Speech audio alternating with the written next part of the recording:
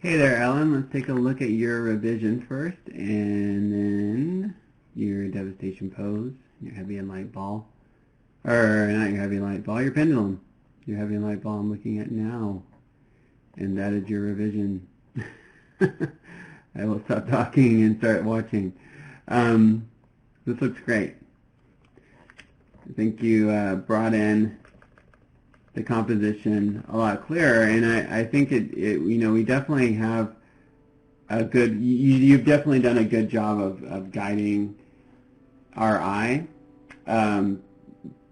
especially because the heavy ball moves so much faster, and so that's what our eye moves to over when we see the light ball. We see the light ball first, and we understand, okay, yeah, that's a light ball.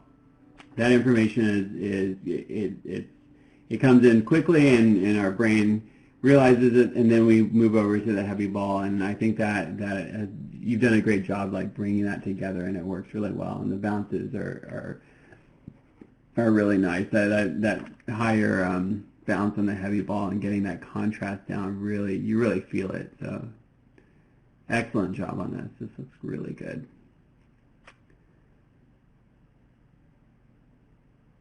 Yeah, great stuff. Okay, let's look at your devastation pose.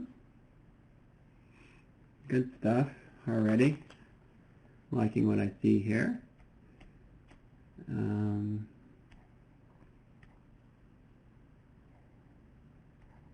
Okay, let's see how this looks. All right. So yeah, I'm definitely feeling, that I'm reading the devastation here.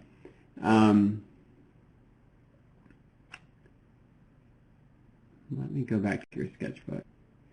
I kind of like of course the pose feels more like this one than this one, and I kind of like the way this one that you circled is a little bit more upright, even though like the exaggeration is definitely more in this one, but there's something a little bit more natural about this one. And so picking that one, I mean, that's fine. This works.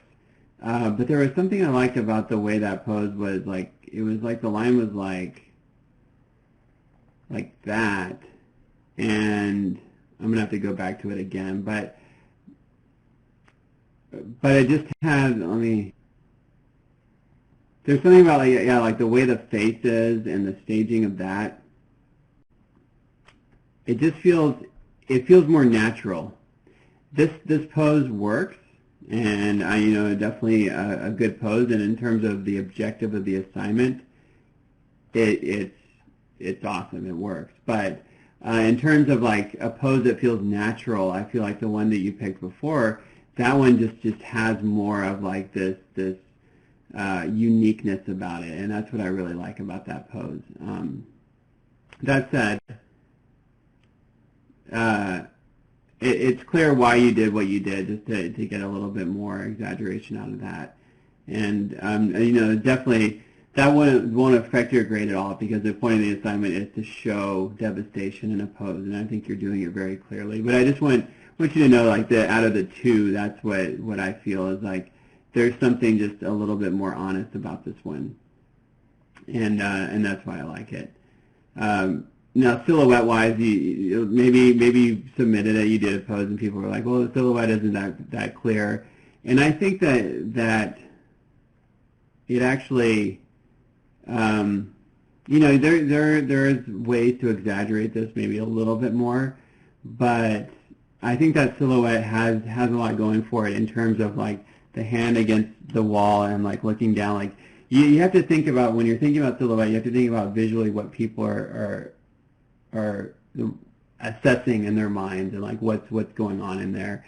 And if you think, okay, I see that the person's head is tilted a certain way, I see they're leaning against the wall, they look forlorn, they look a little bit, like there's some sort of devastation there happening.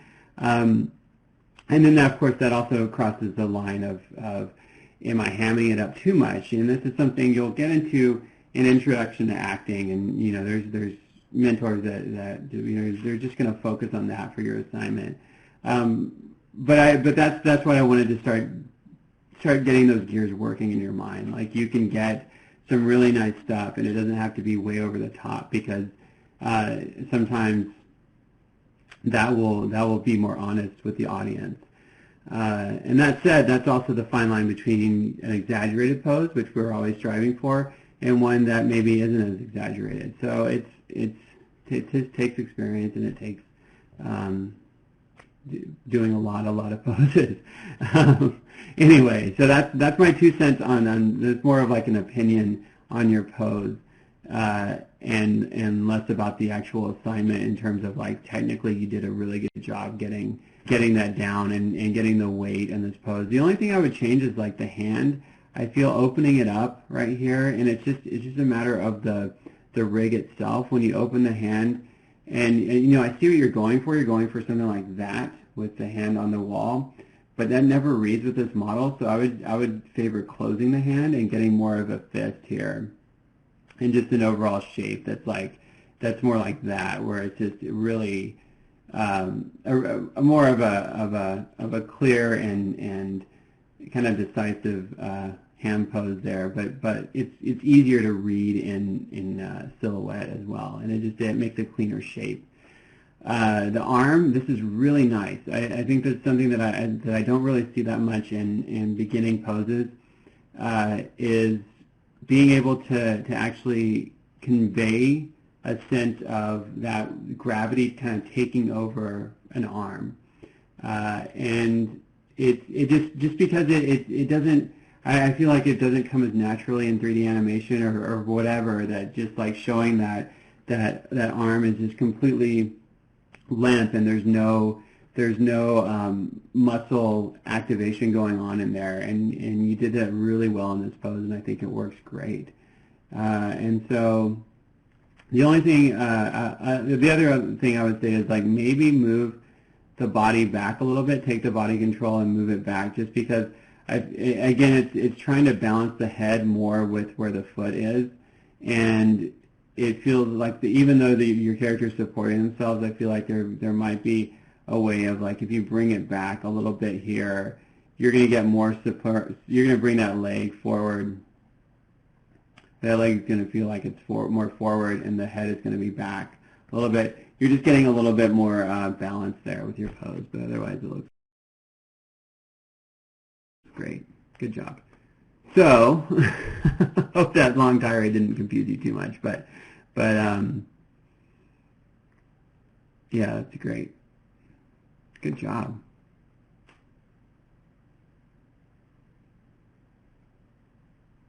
That looks really nice.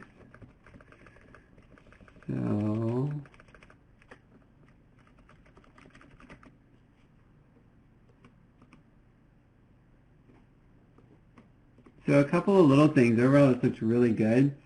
So based on like the amount of swings that you're getting here, the pendulum itself is pretty loose, and you're getting that feeling, and that's great. I feel like with that speed that you're getting here, this would lift up a little bit more, and you would get like a nice clean arc as it goes across here. Like as it goes across to its apex, we would feel an arc a little bit more going through there. It wouldn't be as stiff as it is right now as it goes across. You see how it's like almost like, if we just track it, it's almost like a line, and then it starts to go up a little bit more. But I think you can get a little bit more of an arc there, and that's good. That works really well.